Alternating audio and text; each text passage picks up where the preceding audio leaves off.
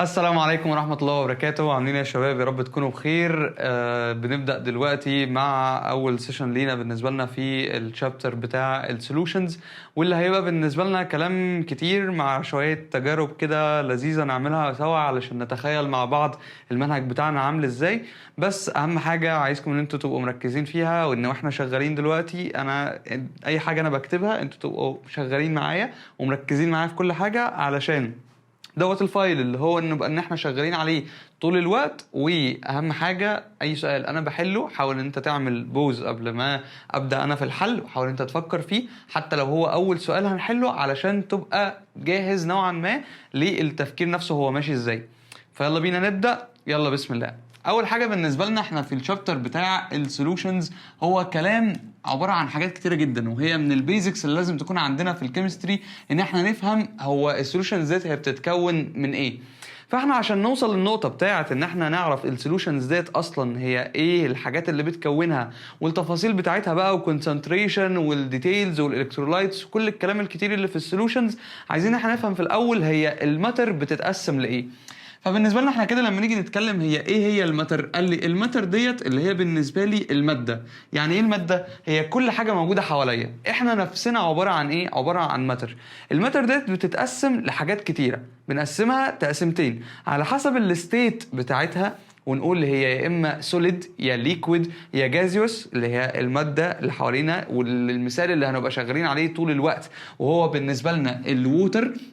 وان الووتر بالنسبه لنا دلوقتي هي موجود منها 3 صور، صوره في الليكويد، وصوره بالنسبه لنا في السوليد، وصوره بالنسبه لنا في الايه الجاز. واللي هم عباره عن ايه؟ عباره عن الليكويد اللي هي الميه العاديه، والسوليد اللي هو الايس، والجاز اللي هو الووتر فيبر. فديت التقسيمه اللي بناء على ايه؟ اللي ظاهر قدامنا، اللي ظاهر قدامنا من ايه؟ من الملمس بتاعها، الفيزيكال ستيتس اللي موجوده قدامنا.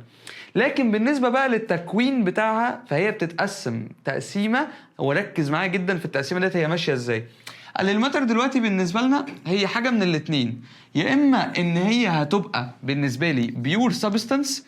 ويعني ايه بيور سبستانس؟ يعني ماده خام لوحدها، وماده خام ديت تشمل بالنسبه لي ايه؟ حاجات كتير جدا. يعني مش مجرد ان هي اي حاجه قدامنا نقول عليها ان ده بيور، لا، ما هو الحاجات اللي احنا بنقول عليها بيور ديت هي بتتكون من حاجات كتيره جدا. احنا ايه الحاجات اللي بنبني عليها بقى؟ الحاجات دي كتيره ولا قليله بالنسبه لنا في الكيمستري؟ وهي ايه بالنسبه لنا؟ الاليمنتس اللي موجوده. فطول بالنسبه لي ما انا الحاجه اللي قدامي دي هي اليمنت واحد، او بالنسبه لي هي كومباوند واحد، يعني مجموعه من اليمنتس كده على بعضهم عاملين كومباوند، ديت انا بسميها ايه؟ بيور سبستانس. يبقى البيور سبستانس ديت كده انا جواها تقسيمتين، التقسيمتين دولت هم ايه؟ يا اما ان هي اليمنت لوحدها، يا اما ان هي بالنسبه لي ايه؟ يا اما ان هي بالنسبه لي كومباوند. فديت اللي هي ايه؟ التقسيمه اللي قدامنا، ان هي اليمنت يا ايه؟ يا كومباوند. اليمنت دوت زي ايه؟ زي مثلا ان انا اجيب مثلا ايه؟ معلقه كامله ديت من الحديد، معلقه كامله من النحاس، فهتبقى يا اما بالنسبه لي حديد او نحاس بس، فهي مجرد اليمنت. مجرد ايه؟ اليمنت زي الحديد اللي هو الايرن الاف اي، او زي بالنسبه لي الايه؟ الاكسجين اللي هو اكسجين جاز اللي موجود عندي كايه؟ كO2. الO2 ديت عباره عن ايه؟ عباره عن الاكسجين بس. فانا بقول عليه دوت ان هو element pure substance. element ايه؟ pure substance. قال لي طب الكومباوند دوت اللي هي حاجه زي ايه؟ قال لي هي عباره عن حاجه بيور سبستانس زيها زي الاليمنت، بس بدل ما هو اليمنت واحد هيبقى اكتر من اليمنت. زي ايه بالنسبه لي؟ قال لي بالنسبه لك عندي زي الايه؟ زي الووتر. الووتر ديت بتتكون من تو اليمنتس، الهيدروجين والاكسجين. فبالتالي انا دلوقتي لو جبت جركن ميه كبير جدا، الجركن الميه دوت هو عباره عن ايه؟ هو ماتر، بس الماتر ديت هي عباره عن ميه بيور بس فيها ايه؟ فيها الاليمنت بتاع الهيدروجين والاليمنت بتاع الاكسجين. يبقى الكومباوند هو عباره عن ايه؟ عباره عن اكتر من اليمنت. اكتر من ايه؟ اكتر من اليمنت. وديت تبقى التقسيمه الايه؟ الاساسيه بالنسبه لي. قال لي طب هي بقى لو مش بيور سبستانس هتبقى ايه؟ قال لي لو مش بيور سبستانس فهتبقى بالنسبه لي عباره عن ميكستشر. ميكستشر ديت اللي هي ايه؟ عباره عن خليط. عباره عن ايه؟ خليط دوت اللي هو ايه؟ انا ما اعرفش في المدرسه عندكم دلوقتي هو الكشري ده بيبقى يوم ايه في الاسبوع، بس على ايام انا كان يوم الاربعاء على طول هو الكشري. فالكشري ده هو الميكستشر، هي الخليط، او هو بالنسبه لنا اللي ميكس من كذا حاجه. والكذا حاجه ديت مش عباره عن اليمنتس لوحدها زي ما قلنا في الكومباوند، لا هي كذا حاجه من كومباوندز مختلفه، من تركيبات مختلفه جدا، ونقدر ان احنا نفرقهم عن بعضهم. نقدر ان احنا نفرقهم عن بعضهم. وركز في نقطة ان انا قلت نفرقهم عن بعضهم. يبقى احنا بالنسبة لنا احنا بنسأل نفسنا في البداية، هو انا الماتر اللي قدامي دي اعرف افصلها عن بعضها ولا لا؟ طب ولو عرفت افصلها يبقى هي خليط من الحاجات على بعضها، وتبقى هي ايه؟ الميكستشر. انما لو هي ما اعرفش افصلها فهتبقى بيور سبستانس. يبقى انا لو هي بيور سبستانس انا كده ما اعرفش افصلها، لو اعرف افصلها يبقى هي ايه؟ ميكستشر. قال لي طيب الميكستشر ديت بقى جواها في بقى ايه؟ حاجتين. قال لي في حاجه بالنسبه لي هيبقى اسمها هوموجينس، وكلمه هوموجينس ديت جايه من كلمه هومو اللي هي ايه؟ اللي هي زي بعض. يعني هوموجينس ميكستشر يعني خليط كله واخد من نفس التركيب. انا ما اقدرش ان انا افصله عن بعض بعناية، ما اقدرش ان انا افصله عن بعض ايه؟ بعناية. والحاجة التانية بقى غير الهوموجينس هي ايه؟ هي الهيتروجينس. الهيتروجينس ديت يعني ايه؟ هيتيرو ديت يعني حاجات مختلفة، فبالتالي هيتروجينس يعني حاجات بمجرد ما ابص فيها هعرف ان هي ينفع تتفصل، هعرف ان هي ايه؟ ينفع تتفصل. فكده الهيتروجينس دوت زي ايه؟ قال لي زي طبق الايه؟ الكشري. طبق الكشري دوت بالنسبه لي الايه؟ هو قلبت عشري بس هي ايه؟ كشري. طبق الكشري دوت هو عباره عن هيتروجينس ميكستشر. انا بعينيا اقدر اشاور على المكرونه، على العدس بجبه، على العدس، على ايا كان الكشري، ماليش دعوه بالمطبخ يعني. والهوموجينس ميكستشر ان انا ما اقدرش افصلها بايه؟ بعينيا. زي ايه؟ زي بالنسبه لي كوبايه ميه وايه؟ وملح. فالميه والملح ديت، الميه والملح دابوا مع بعض، فبالتالي انا مش قادر ان انا افصلهم عن بعض. فانا مش قادر ان انا بعينيا امسك اقول ادي الملحايه اهي، فانا مش قادر ان انا اعمل كده. ليه؟ هي الكوبايه كلها بقت ايه؟ ميكستشر. هم عباره عن ايه؟ هم الكونسيستنسي بتاعتهم يونيفورم كونسيستنسي. يعني ايه كلمه يونيفورم كونسيستنسي؟ وهي ديت الحاجه اللي بتميز الهوموجينس ميكستشر، ان انا ما اقدرش بعينيا افرق ما بين المكونات بتاعت الحاجه اللي قدامي. لازم عشان افرق ادقق جدا جدا جدا لحد ما اوصل لايه؟ للذرات بتاعه الملح والذرات بتاعه الميه، واقدر افرق ما بينهم. لكن طول ما انا بعينيا مش قادر اعمل ده يبقى هي هتبقى ايه؟ هيتروجينس ميكسشر. هيتروجينس ميكسشر. يبقى ديت التقسيمه الاساسيه اللي موجوده ايه؟ اللي موجوده عندنا. قال لي طيب انا دلوقتي عايز اعرف حاجه. قال لي انت قلت لي انت بتفصل ازاي دلوقتي ما بين الاتنين دولت. قال لي ان بالنسبه لي هنا دوت سيبريتد ايه؟ ان انا بفصلهم بالنسبه لي الميكستشر والبيور سبستانس، ان انا بفصلهم، ان انا لو الحاجه ديت قادر افصلها فيزيكالي يبقى ايه بالنسبه لي دلوقتي؟ يبقى هي كده ميكستشر. ان انا اقوم جاي بايديا كده ومنقي العدس بجبه ومنقي بالنسبه لي ايه؟ الحاجات اللي موجوده، فانا قادر ان انا افصلهم عن بعض. فطالما انا قادر افصلهم عن بعض فيزيكالي يبقى بالتالي هي كده ايه؟ ميكستشر. ولو انا بالنسبه لي مش قادر افصلها عن بعض فيزيكالي يبقى هنا كده ايه؟ يس. ولو انا مش قادر يبقى هنا كده ايه؟ نو. يبقى لو انا مش قادر افصلهم يبقى ايه؟ يبقى هي كده بيور سبستانس. طب انا ازاي افرق ما بين الاليمنت والكومباوند؟ قال لي برضو ان انا افصلهم ازاي. قال لي لو انا دلوقتي لازم ان انا عشان افصلهم احتاج طريقه كيميكالي، فبالتالي هي كده هتبقى كومباوند. يعني الكومباوند هنا كده ديت هي اللي يس، انما لو هي اليمنت هتبقى هي ايه؟ هي اللي نو. قال لي طب يعني ايه؟ قال لي دلوقتي انا لو جبت حاجه قدامي بيور سبستانس وانا دلوقتي مش عارف افصلهم عن بعض تماما، فبالتالي يبقى دوت ايه؟ اليمنت. لان الحديد انا ما ينفعش افك الحديد لحاجه اقل منه، هو حديد، فانا بالتالي مش هينفع افك لحاجه اكتر من كده. انما الكومباوند زي الووتر فانا ممكن ان انا اعمل الكتروليسيس، افصل الايه؟ الهيدروجين عن الاكسجين. فطالما انا في حاجه ممكن استخدمها عشان افصل بيها الحاجه اللي قدامي يبقى هي ايه؟ كومباوند. ان هي بتتكون من اكتر من اليمنت، فاي كومباوند بيتكون من اكتر من اليمنت فانا ممكن افصلهم عن ايه؟ عن بعضهم. انما بقى في الميكستشر انا بفصلهم ازاي؟ فيزيكالي. قال لي طب ازاي تفصلهم فيزيكالي؟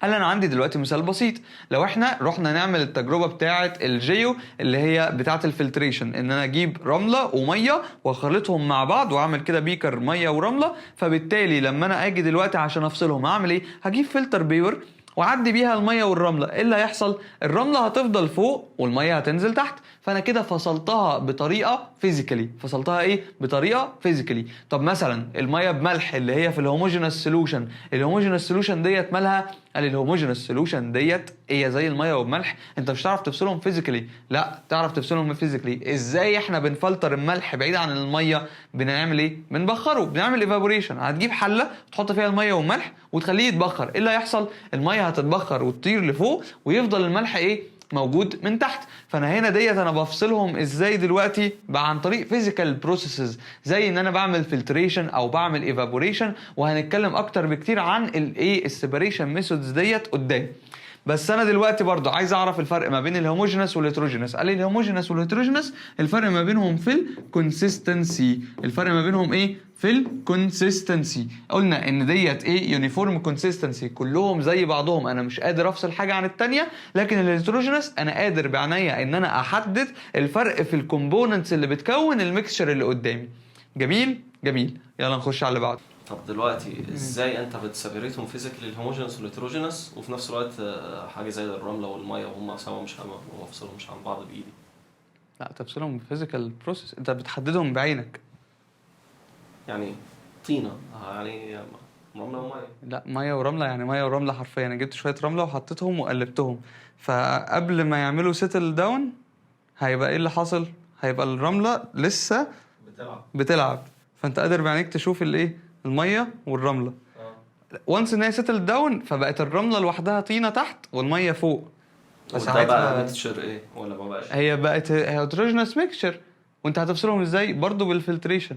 يعني انا لو جبت الطينه ديت وحطيتها في فلتر بيبر وضغطت عليها ببريشر هتصفي الميه، فانا قادر ان انا افصلهم عن بعض. برضه قادر تفصلهم. لكن هي اهم حاجه ان هي ايه؟ ان هي بالنسبه لي الكلام في الميه برمله ديت هي ازاي. يعني احنا هنجيب بيكرز ونقعد ونحط الحاجات ديت كلها.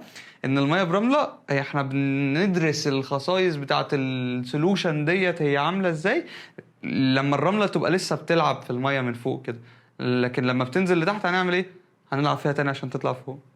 دلوقتي لما اتكلمنا على الماتر وقلنا ان احنا عندنا فيه هوموجينس ميكستشر وهيتروجينس ميكستشر، نيجي بقى نتكلم على جزء مهم جدا وهو التقسيمه بتاعت الميكستشرز ديت، عشان في ايه شويه تفاصيل كده عايزين نبقى مركزين فيها. قال لي ايه التفاصيل اللي احنا عايزين نبقى مركزين فيها؟ ان دلوقتي انا عندي 3 حاجات بتكلم عليهم. قال لي اول حاجه اسمها السولوشن، وبعد كده عندي حاجه اسمها الكولويد، وبعد الكولويد عندي حاجه اسمها سسبنشن. اسمها ايه؟ سسبنشن. فدلوقتي ال3 حاجات دولت هم عباره عن ايه؟ ال3 حاجات دولت عباره عن ان انا هجيب حاجه واحطها جوه حاجه تانية واعمل لهم ميكس. زي ما قلنا في ايه قبل كده؟ طبق الكشري. وزي ما قلنا ايه كمان؟ قلنا بالنسبه لنا الميه والرمله، وقلنا ايه كمان؟ الميه والملح. ال3 حاجات دولت هم كل واحده فيهم مختلفه عن التانية، والتقسيمه ديت هي التقسيمه اللي موجوده عندنا في السولوشن والكولويد والسسبنشن. احنا ليه بقى عايزين نهتم بده؟ لان احنا غالبيه الكلام اللي عندنا في الكيمستري هو عباره عن سولوشنز. عباره عن ايه؟ عباره عن سولوشنز. السولوشنز ديت هي ان انا جبت حاجه وحطيتها جوه حاجه تدوبها. يعني سولوشن ديت اللي هي عباره عن ايه؟ خليط من ايه؟ من حاجات بتدوب في بعضها، فبالتالي انا ما بقدرش افرق ما بينهم. يبقى اول حاجه انا اكون حاططها في دماغي في السولوشنز ان انا ما بقدرش افرق التركيب بتاعهم عن بعض. قال لي طيب انا برضو ستيل مش فاهم. انا اقول لك ايه على حاجه، ان احنا كل اللي قدامنا دولت هيبقى ان احنا بنعمل شيء اكس ايا كان ايه هو، نعمل له بلس مين؟ بلس الووتر. يبقى احنا هنجيب حاجه ونحطها في الميه. المفروض ان اي حاجه اجيبها في الميه تعمل لي سولوشن، بس انا هنا بلاقي ان مش كل حاجه. هلاقي ان بالنسبه لي عندي مثلا حاجه زي ايه؟ زي الملح. لو جبت دلوقتي السولت الملح ده وحطيته على الميه هيحصل ايه؟ الملح هيدوب او سوري الملح هيدوب في الميه وهيبقى كله ممزوج مع الميه. يعني ايه اللي هيحصل؟ قال لي يا دكتور بص انا عارف ان احنا ايه، ان انا دلوقتي عايز اركز في حاجه مهمه، ان انا بتكلم دلوقتي في كل حاجه هنشرحها ان شاء الله كجزء مستقل بذاته عن اي حاجه تانية في الكيمياء، فانت لو ما تعرفش كلمه في الكيمياء من حتى من اول ما بدات تاخد ساينس في رابعه ابتدائي ان شاء الله تبقى ايه، تبقى فاهم كل حاجه. قال لي دلوقتي ايه؟ قال لي الملح ده زي مثلا مين؟ قال لي زي ال NaCl. قال لي الملح دوت لما ببدأ ان انا اضيفه مع المية فهو بيدوب، فبتبقى كل واحدة NaCl ماسكة مع ايه؟ المية. قال لي ازاي؟ ال Na بتيجي كده تقوم ايه؟ عاملة بوند كده موجودة تربطها مع الاكسجين اللي هو ماسك في الميه، والميه ديت بالنسبه لي تبقى ايه؟ الهيدروجين اللي هنا تقوم ايه؟ تقوم بالنسبه لي ماسكه في السي ال، وتبقى ديت ال Na بلس والسي ال نيجاتيف. يعني ايه اللي بيحصل؟ يعني انا لما بجيب حاجه واحطها في الميه، فبدل ما هي كانت NaCl على بعضها تتفكك وتبقى Na بلس وCl نيجاتيف، يعني عملت ايه؟ يعني بقت بالنسبه لي عملت ديزولف جوه الميه، ان هي دابت، او ان هي عملت ديسوشيت جوه الميه يعني اتفككت. فبالتالي انا كده ما بقتش قادر ان انا بعينيا افرق البيكر اللي فيه الميه والملح، ان اقول لك ادي الملح لوحده وادي الميه لوحدها. فاحنا كده بالنسبه لنا هل بنقدر نفرق المكونات بتاعه السولوشن عن بعضها؟ ما بنقدرش ان احنا نفرق لا بعينينا ولا بالميكروسكوب، لا بعينينا ولا بالميكروسكوب. يبقى انا بالنسبه لي دلوقتي لما اجي اتكلم على هل الميكروسكوب هنا بالنسبه لي كده اقدر ان انا اشوف بيه؟ لا. طب هل بعينيا اقدر ان انا اشوف بيه؟ فبرضه ايه؟ فبرضه لا. انما بالنسبه لي السسبنشن على الناحيه التانية خالص اللي هي العكس بتاعها تماما، هيبقى بالنسبه لي عباره عن ايه؟ قال لي السسبنشن دوت هيبقى بالنسبه لي ان هي حاجه دايبه. لا مش دايبه، هي حاجه مش هتدوب، حاجه مش هتختلط بالميه. ودوت بالنسبه لي بيحصل فين؟ اكتر حاجه بالنسبه لي بتكلم عليها لما يبقى عندي ساند بلس الووتر، الرمله زائد الميه. دلوقتي الرمله زائد الميه ديت ايه اللي هيحصل؟ هات كده ازازه، يعني هات كده ازازه وحط فيها ميه، حط فيها شويه رمله، يعني احنا مش هنعمل مقلب في حد، احنا هنحط فيها شويه رمله. ايه اللي هيحصل؟ هتشوف بالنسبه لك الايه؟ الازازه اللي موجوده قدامي او البيكر اللي موجود قدامي اللي ادي الميه موجوده فيه، الرمله تفضل عامله كده وتقعد تلعب في الميه لحد اما تسيبها شويه ويقوم حاصل ايه؟ يحصل سيتل داون. فان يحصل سيتل داون ديت بالنسبه لي يعني ايه؟ يعني ان الرمله تترسب وتنزل تحت وتبقى موجوده هنا كده كلها على بعضها، الرمله موجوده تحت لوحدها عن الميه. يبقى انا بالنسبه لي الرمله ديت هي كده ايه؟ عملت سيتل داون، اترسبت تحت، وقادر بعينيا ان انا اقول ادي الميه لوحدها وادي الرمله لوحدها. وحتى لو هي لسه في مرحله ان هي متشعلقه في الميه، انا قادر اشاور كده عليها واقول ادي حته رمله وادي حته رمله وادي حته رمله، والميه موجوده ايه؟ حواليها. فطالما انا قادر افرق بعينيا يبقى انا كده الحاجه ديت اسمها ايه؟ اسمها سسبنشن. سسبنشن ديت اصلا جايه من ايه؟ من كلمه سسبندد. يعني ايه سسبندد؟ ان هي متشعلقه في النص، هي متشعلقه في الميه. يعني احنا دلوقتي المثال على دوت ايه برضو غير الميه والرمله علشان يبقى واضح قدامنا؟ كوبايه الشاي. كوبايه الشاي ديت ايه اللي بيحصل فيها؟ انت بتحط الشاي وتحط عليه الميه، ايه اللي بيحصل دلوقتي؟ الشاي انت لما بتقلب الكوبايه بيفضل الشاي ايه؟ يقعد يعمل كده في الكوبايه لحد ما تسيبه شويه 20 ثانيه 30 ثانيه تلاقي الشاي كله نزل تحت. ده كده اسمه ايه؟ اسمه سسبنشن. اسمه ايه؟ اسمه سسبنشن.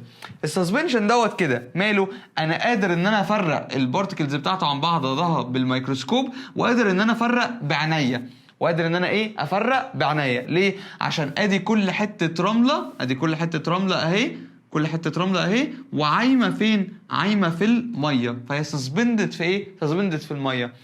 انما بقى اللي في النص ما بينهم لا هو سولوشن ولا هو سسبنشن، هو الكولويد. قال لي الكولويد دوت بالنسبه لي هو عباره عن ايه؟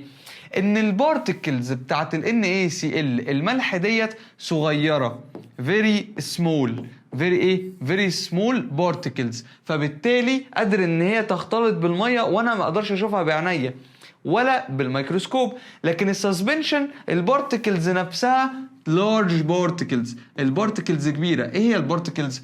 اللي هي الحاجات الصغيره جدا من الرمله. يعني انت لما تحط الرمله في الميه، لو جبت مكعب رمله هيتفكك وتبقى كل حته رمله صغيره، بس حته الرمله الصغيره ديت برضو انا قادر ان انا اشوفها بعينيا، فبالتالي هي لارج لدرجه ان انا اشوفها. انما الكولويد بقى فهي في النص ما بين الاثنين، لا هي سمول ولا هي لارج. قال لي البارتكل ديت بتبقى ايه؟ انترميديت، في النص كده ما بينهم. قال لي طب الانترميديت ديت ايه المثال اللي عليها؟ قال لي المثال اللي عليها ان انت تجيب لبن تحطه في الميه. لو جبت اللبن وحطيته في الميه هتلاقي ان ايه اللي حاصل؟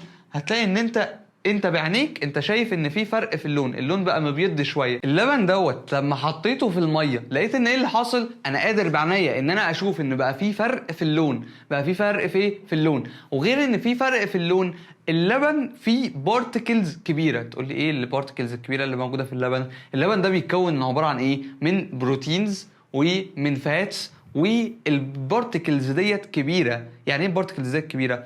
البروتين ده عباره عن اتومز كتير كتير كتير كتير كده، من ايه؟ من الكربون على الهيدروجين على شويه امينو اسيدز على حاجات ايه كتيره كده.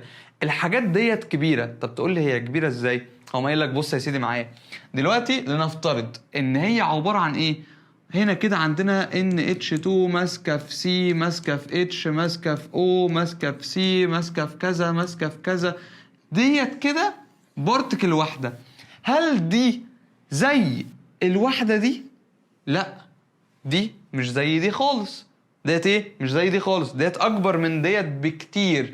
فبالتالي البارتكلز ديت كبيره، البارتكلز اللي موجوده هنا كبيره. بس هل كبيره زي الساند؟ لا برضو مش كبيره زي الساند. الساند كبيره جدا بالنسبه لنا. بارتكل الشاي، اصل انت بارتكل الشاي دوت ايه يعني؟ انت لو جبت شاي ناعم او شاي خرز ايا كان فهي كبيره برضو بالنسبه للايه؟ للبروتينز.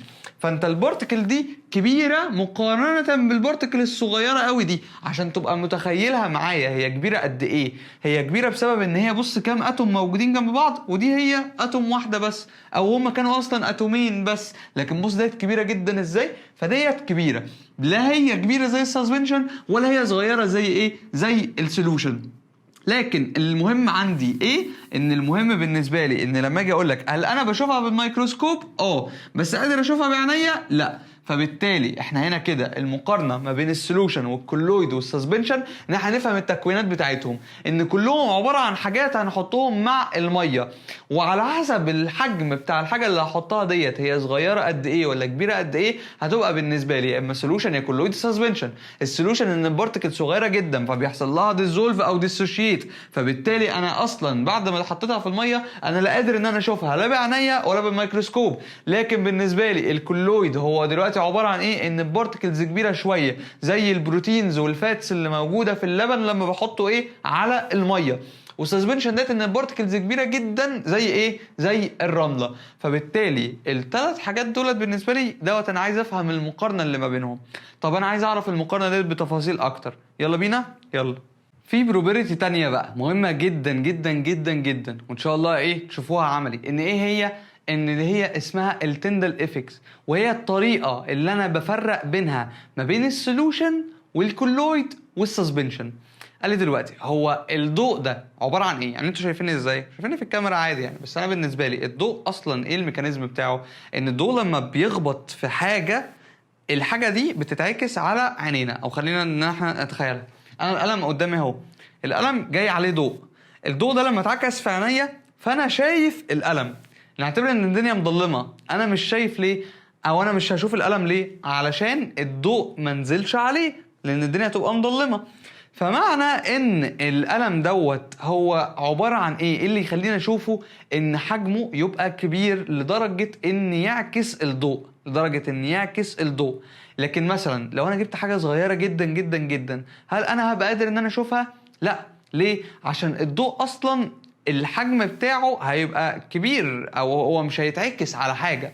قال لي طيب انا ايه علاقه ده بقى بالكلام اللي احنا بنقوله؟ قال لي بص، لو انا دلوقتي جبت سولوشن يعني ايه بقى؟ خلاص احنا عرفنا سولوشن زي حاجه زي ايه؟ اللي هي ميه بملح. السولوشن ديت لو انا جبت ضوء، شعاع من الضوء كده ماشي عليها، الضوء ده انا مش هشوفه، هشوف الحاجه دي منوره. يعني انا ازاي اشوف الحاجه منوره؟ يعني انا لو جبت فلاش، هاتوا فلاش كده وسلطوه على اي حاجه، هتشوفوها منوره ليه؟ عشان ضوء الفلاش خبط فيها فرجع على عينيا. انا هنا في السولوشن البارتكلز صغيره جدا جدا جدا لدرجه ان انا لما اعدي الضوء فيها انا مش هشوفها منوره، مش هشوفها ايه، مش هشوفها منوره. طيب عايز افهم اللي هو يعني امتى هشوفها منوره؟ قال لي لو بارتكلز كبيره. ازاي؟ زي في حاله الكولويد، الحته ديت من الكولويد هي مالها؟ هي منوره اكتر من غيرها. ليه؟ عشان البارتكلز اللي موجوده عندنا في الكولويد كبيره. البارتكلز اللي موجوده عندنا في الكولويد ايه؟ كبيره.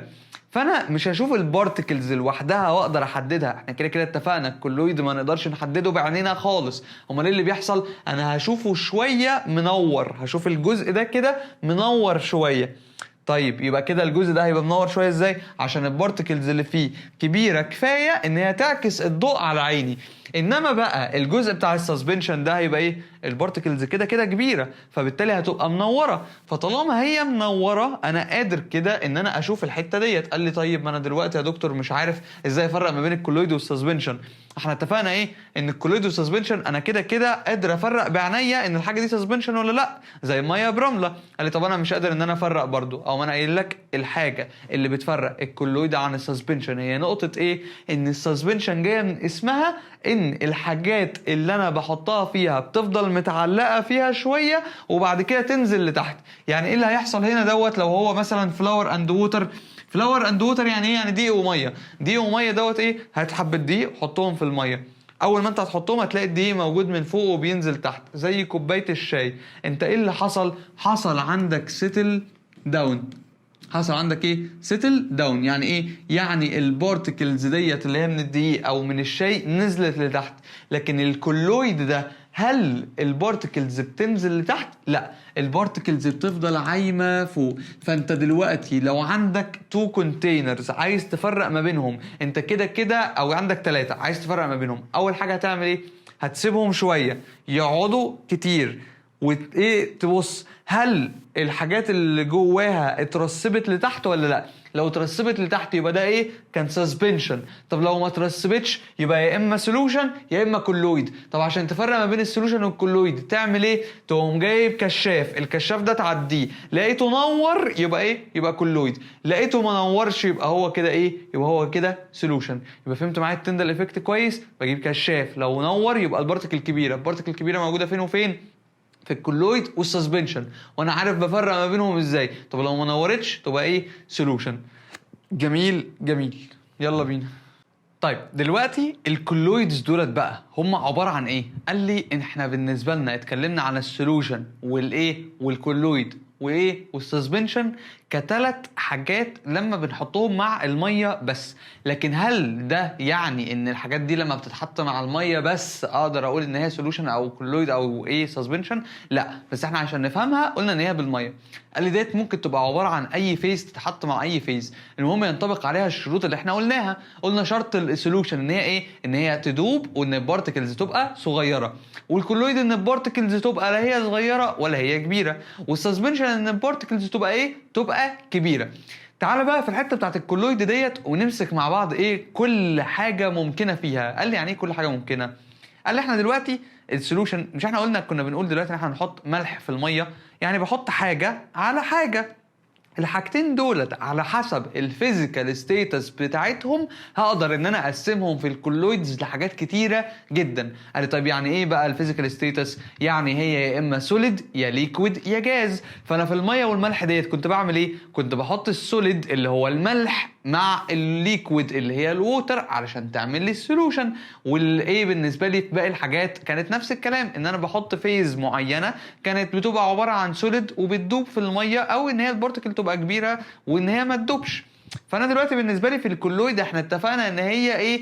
هي لا هي سولوشن فهتدوب تماما ولا هي سسبنشن، فانا قادر ان انا افرقهم. قال لي يعني ايه بقى اللي انت عايز تقوله دلوقتي يا دكتور؟ يعني بالنسبه لي الكولويد هي ممكن تبقى حالات كتيره، بحط حاجه من فيز من الثلاثه، يا اما جاز يا اما ليكويد يا اما سوليد، على حاجه من فيز من الثلاثه، يا اما جاز يا اما ليكويد يا اما سوليد. طب تعالى نشوف اكزامبلز. قال لي دلوقتي بالنسبه لي انا دلوقتي لو حطيت حاجه جاز، جوه حاجه، يعني الحاجات اللي من فوق ديت اللي هي الحاجات اللي احنا هنضيفها، هنعمل ايه؟ هنضيفها. يعني احنا هنسميها ايه؟ سمي لي اللي من فوق دولت اللي هم السوليوت، نوع السوليوت اللي انت ايه اللي انت هتحطه.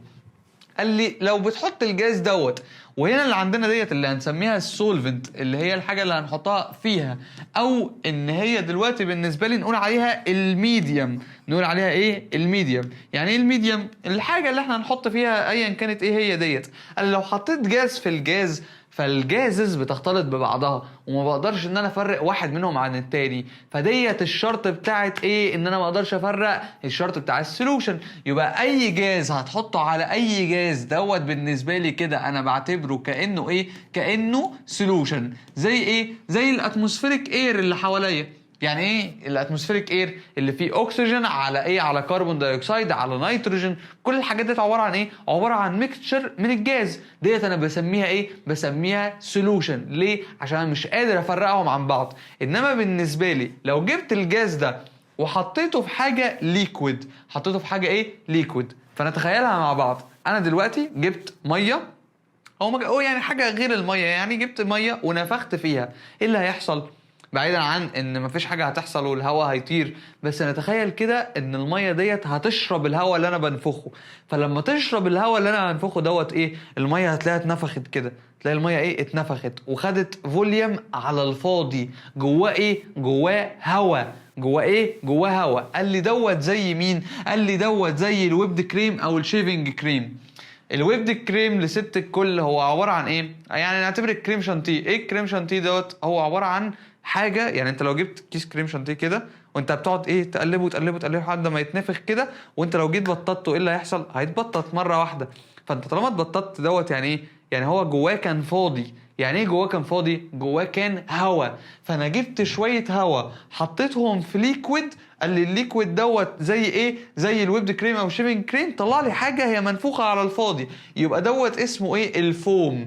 يبقى الليكويد فوم هو عباره عن ان انا جبت جاز حطيته في الليكويد. كلمه فوم ديت هو عباره عن ايه؟ انت فوم دوت اللي هو ايه؟ حاجه منفوخه على الفاضي. حاجه منفوخه على الفاضي دوت اللي هو ايه؟ اللي هو الجاز لما احطه في الليكويد. طب الجاز لما احطه في السوليد هيبقى ايه؟ هيبقى برده منفوخ على الفاضي وهيبقى اسمه فوم. قال لي دوت اللي هو مين؟ قال لي اللي هو الستايروفوم او البيوم السوليد. الحاجات ديت اللي هي ايه؟ اللي هي عباره عن سوليد جبت ايه؟ هواء وحطيته جواها. طب ديت انت عارفها منين؟ الفل اللي موجود في اي حته. انت الفل دوت لو جيت وضغطته ايه اللي هيحصل؟ هتلاقيه اتبطط. قال لي طيب برضو الفل لو انا جيت وضغطته اتبطط. انا عايز اشوف حاجه ثانيه. افتكر كده معايا، انا مش عارف انتوا ابتدائي عندكم كنتوا بتعملوا، عارفين لما تجيبوا ورق فوم وتقصقصوه قص ولزق وبتاع؟ ورق الفوم دوت اللي هو كان بيبقى فيه منه بترتر وفيه منه من غير بترتر، ب 2 جنيه وب 3 جنيه حاجات كده، يعني على ايامي مش عارف تبقوا عارفينها ولا لا. قال لي الفوم دوت اللي بيحصل لو ضغطت عليه ايه اللي هيحصل؟ هيتبطط. ليه؟ عشان هو فيه هواء، هو جواه اصلا ايه؟ هواء. فبالنسبه لي لما يبقى جاز اللي هو الهواء جوه السوليد دوت اسمه ايه؟ سوليد فوم. اسمه ايه؟ اسمه سوليد فوم. يبقى كده عرفنا الثلاث حاجات بتوع ان الجاز لما يبقى هو الحاجه اللي انا هحطها. وهنا دوت السوليوت.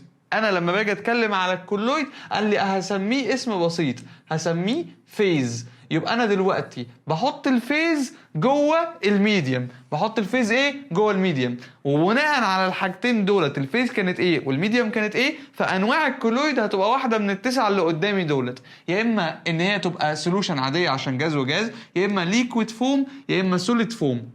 طب تعالى بقى نشوف لو احنا هنحط ليكويد. يعني ايه هنحط ليكويد؟ يعني تخيل معايا كده ان احنا عندنا هواء، الهواء دوت رميت فيه شويه ميه، ايه اللي هيحصل؟ هتعمل سحابه. هو السحاب ده بيتكون من ايه؟ من هواء كتير جدا وحطيت ميه كوندنسد جواه. فانا بالتالي لما اجيب دلوقتي بالنسبه لي ليكويد احطه جوه الجاز، ليكويد احطه جوه الجاز، ساعتها هيعمل لي ايه؟ يعمل لي الشبوره او يعمل لي السبراي اللي احنا بنرشه عادي. السبراي دوت هو عباره عن ايه؟ هواء، سوري، بالنسبه لي ليكويد جوه الهواء. وبالنسبه لي ايه؟ السحاب. الحاجات دي كلها الثلاث امثله الكلاودز والسبرايز والفوج اللي هي الشبوره هي عباره عن ايه؟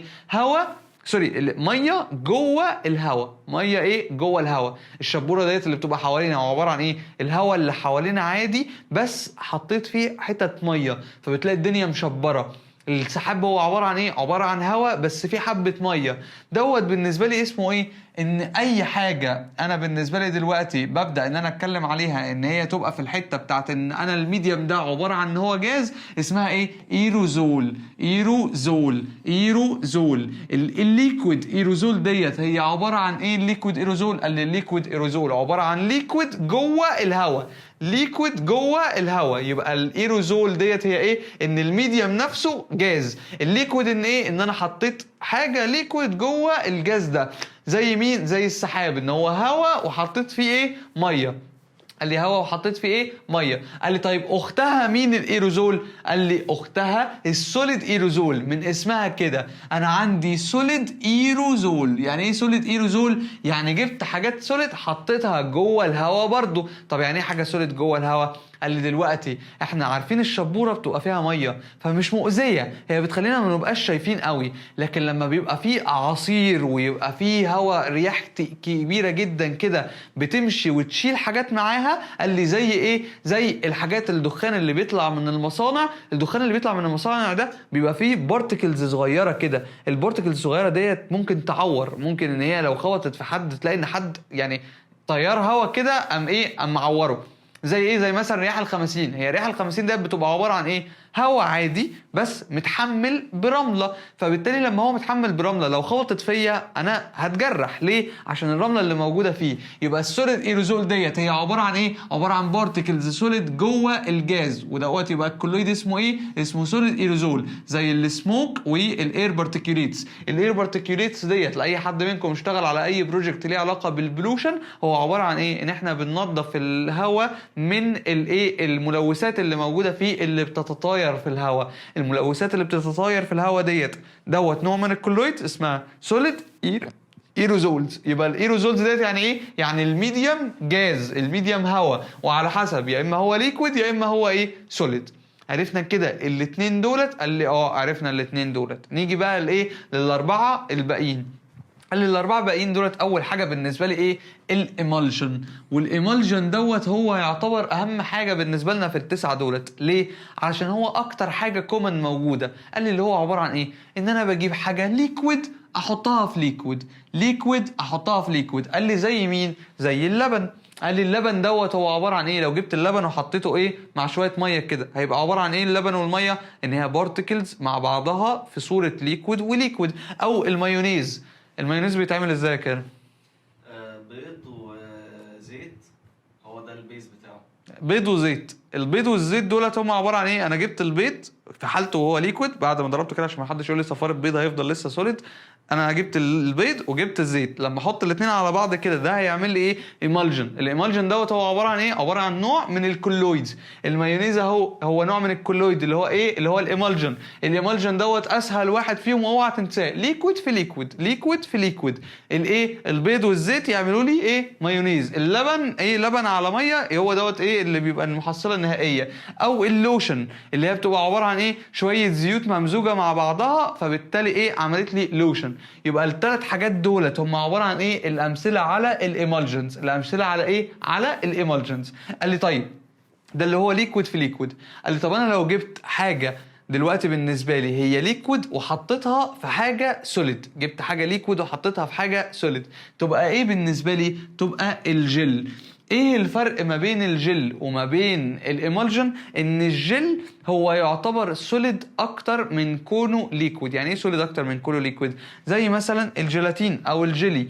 الجيلاتين او الجيلي دولت هما بيبقوا عباره عن ايه؟ عباره عن بودر. يعني انت لو رحت جبت كيس علبه جيلي كده اللي هو الاحمر والازرق والبتاع التاني دوت اللي هو اسمه ايه اللي لونه الكريم كراميل، هتلاقي ان الكيس دوت عباره عن ايه؟ كيس فيه باودر انت بتحط عليه ميه او ما اعرفش بتحط عليه ايه بالظبط، بتحط عليه حاجه ليكويد فبالتالي بتطلع لك بالمحصله النهائيه ان هي حاجه جيلاتينيه، جيلي اوبجكت. الجيلي اوبجكت دوت هو ايه؟ انت تشوفه قدامك هو ماسك نفسه بس عمال يعمل كده وعمال ايه يعني اللي هو بيترقص كده.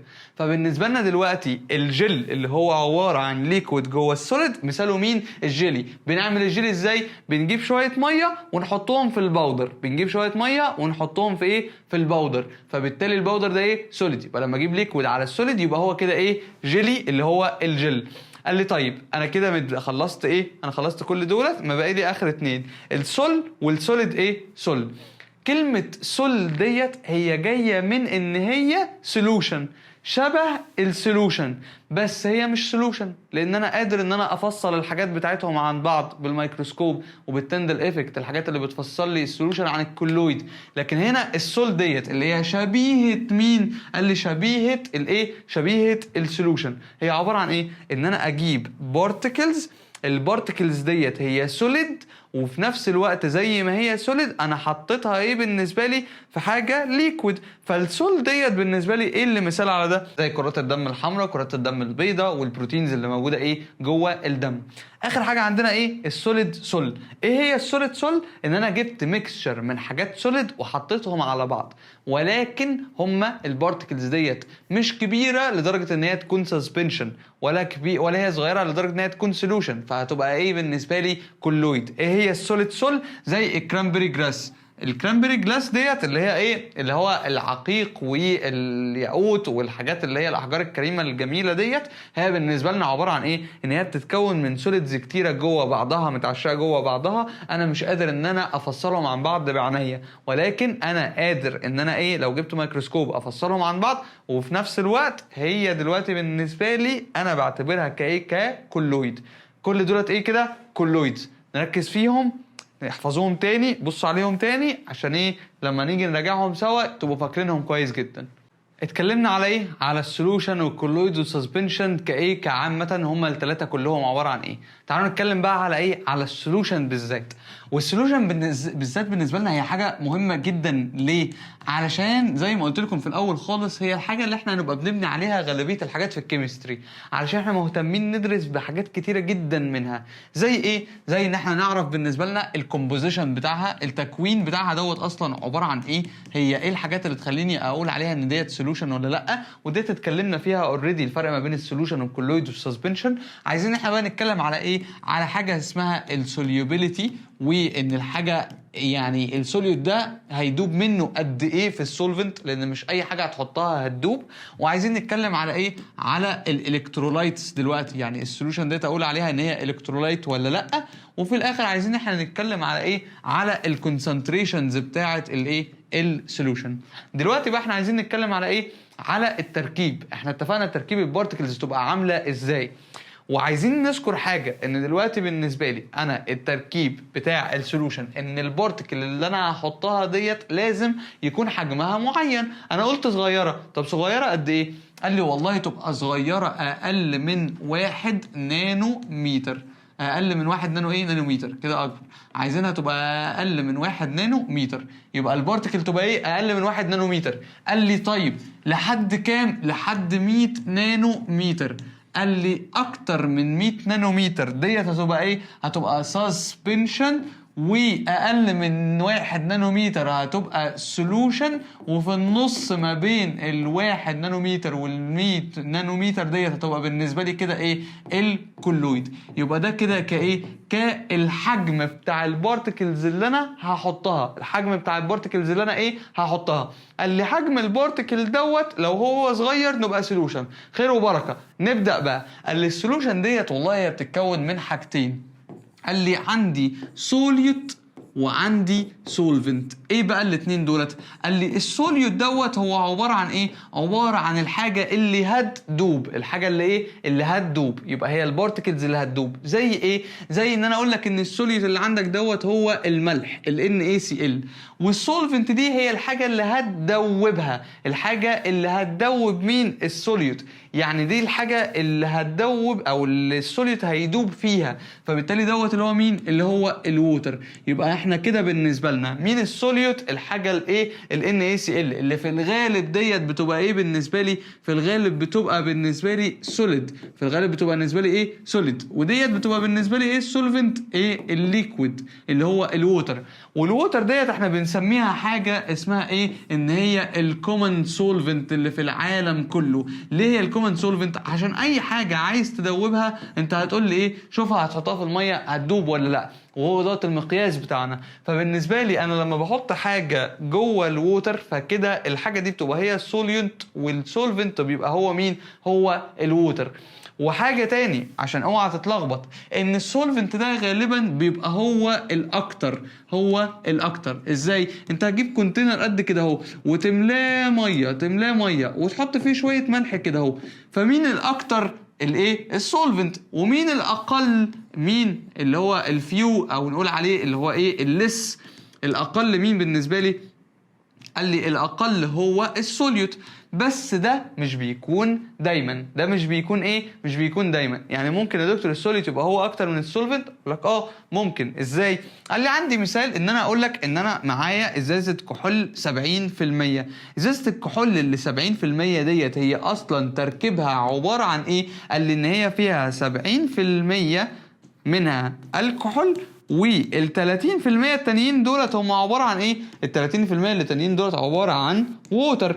فانا بالنسبه لي هنا مين اللي قدامي؟ السوليوت. ومين اللي قدامي؟ السولفنت. قال لي الكحول دوت هيبقى هو بالنسبه لي السوليوت، والووتر هي مين؟ هي السولفنت. يبقى انا القاعده بتاعت ان مين الاكتر ومين الاقل انا اقدر اشتغل بيها على طول، بس لكن في اوقات بتبقى ايه؟ مش على طول شغاله. يبقى انا بالنسبه لي هنا كده انا عايز اركز ان انا بالنسبه لي السوليد هو الحاجه السوليد، او الحاجه اللي هتدوب في ايه؟ في الميه. قال لي طب هل الميه بس هي اللي بتدوب الحاجات؟ قال لي ايه؟ لا، ده انا بالنسبه لي ممكن يبقى عندي ايه؟ ممكن يبقى عندي بنزين. قال لي ممكن يبقى بالنسبه لي فيه هنا كده ايه؟ بنزين. والبنزين دوت دايب فيه ايه؟ دايب فيه شويه سمنه، دايب فيه شويه ايه؟ شويه سمنه. او بالنسبه لي اي حاجه هي عباره عن بالنسبه لي ايه؟ فاتس. قال لي طيب ايه الفرق بقى ما بين ديت وديت؟ يعني ان الاثنين دولت هيدوبوا مع بعض، وما بين الايه؟ NaCl والووتر. قال لي الفرق ما بين الاثنين دولت هي قاعده تبقى موجوده عندنا في كل السوليوشنز اللي هنتكلم عليها، وهي حاجه اسمها ايه؟ لايكس ديزولفز لايكس. يعني ايه لايكس ديزولفز لايكس؟ قال لي لايك ديزولفز لايكس يعني ان الحاجات اللي شبه بعض هيدوبوا بعض، الحاجات اللي شبه بعض هيدوبوا بعض. قال لي طب شبه بعض من ناحيه ايه؟ يقدر عباره عن كيميكال اليمنتس وكومباوندز، انا بالتالي مفيش حاجه مشابهه ما بينهم. قال لي قاعده لايكس ديزولفز لايكس ديت بتشتغل عندي لما باجي اتكلم على الكومباوندز، ان بيبقى عندي فيه كومباوندز بسميها بولر كومباوندز، وعندي كومباوندز تانية بتبقى نون بولر كومباوندز. نون بولر ايه؟ كومباوندز. قال لي ايه الفرق ما بين الاثنين؟ قال لي الفرق في حاجه بسيطه جدا اسمها البولاريتي. يبقى ايه البولاريتي؟ هي الحاجه اللي بتفرق لي الايه؟ الحاجات البولر عن بعضها. البولاريتي احنا هناخدها بالتفصيل في ليرنينج اوتكمز جايه لما نيجي نتكلم على ايه؟ على الانترموليكولار فورسز والديفرنس في الالكترونيجاتيفيتي وحاجات كتيره هنتكلم عليها.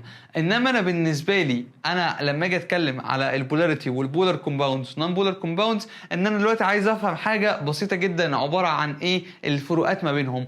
قال لي الفرق في البولاريتي دوت بيكون ناتج عباره عن حاجه من اتنين، ان انا بقول ان في ديفرنس في الالكترونيجاتيفيتي واللي هي اسمها ايه؟ الالكترونيجاتيفيتي اللي هي السلبيه الكهربائيه، اللي هي عباره عن ايه؟ عباره عن قدره الاتوم ان هي لما تبقى موجوده نيجاتيفيتي، قدرة الاتوم ان هي تعمل اتراكت للالكترونز جوه الايه؟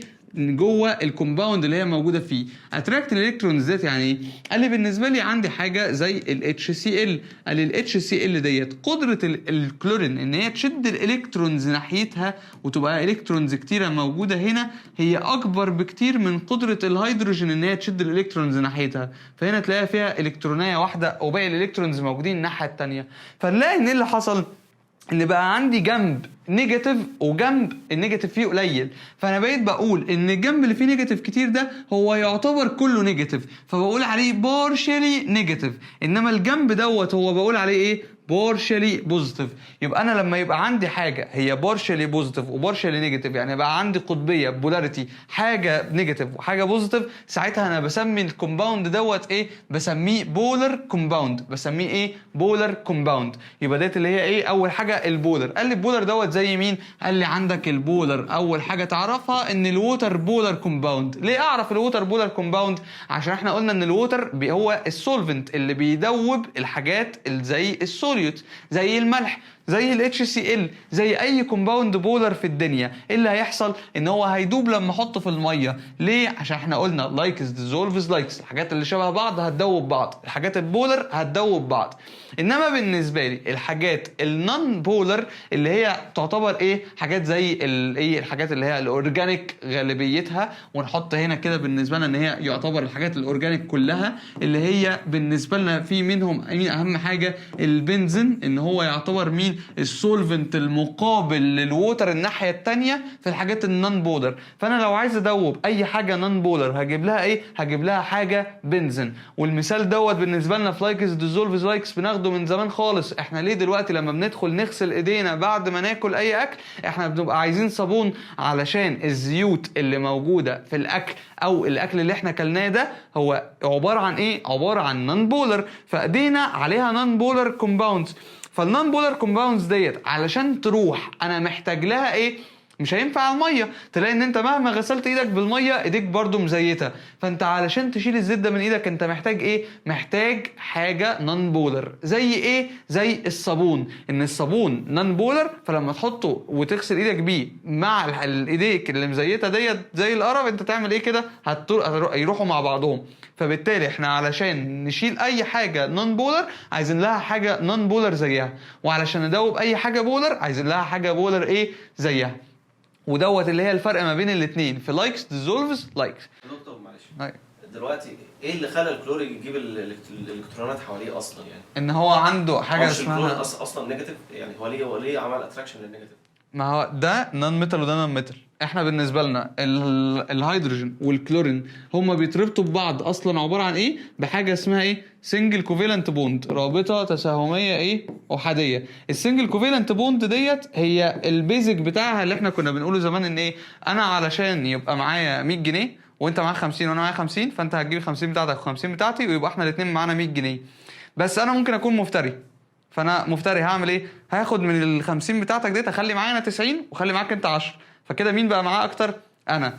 ايه اللي بيخلي ده يحصل؟ بسبب ان الاتوم بتاعه الكلورين عندها مساحه وعندها سبيس وعندها قدره ان هي تشد الالكترونز ناحيتها اكتر من الهيدروجين. يعني الالكترونيجاتيفيتي ديت هي عباره عن حاجه ايه؟ عباره عن حاجه ريلاتيف. يعني حاجه ايه ريلاتيف؟ يعني كل اليمنت عنده قدره معينه على شد الالكترونز، فعلى حسب اللي قدامي، لو اللي قدامي اقل مني فانا هشد اكتر منه، لو اللي قدامي اكتر مني هو اللي هيشد ناحيته. طب لو احنا الاثنين نفس الحاجه فبالتالي مفيش حد هيشد اكتر، فهيبقى مفيش الكترونيجاتيفيتي. فالالكترونيجاتيفيتي هي سببها ايه؟ ان المفروض ان السنجل كوفالنت بوند ديت يبقى فيها ايكوال شيرنج. ده الاساس بتاع ان انا اقول عليها ان هي كوفالنت بوند، ايكوال شيرنج اوف الكترونز. ولكن لو حد عنده الكترونيجاتيفيتي اعلى من الثانيه بفرق، ساعتها هيبقى ايه؟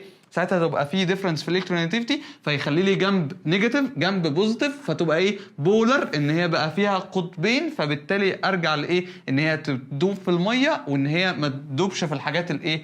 اللي هي النون بولر. زي الفل زي الفل كده. يبقى احنا كده عايزين نرجع لايه؟ نرجع للحاجات اللي احنا قلنا نتكلم عليها، واللي هي السوليوبيليتي والالكترولايتس والكونسنتريشنز في الفيديو البارت الثاني باذن الله.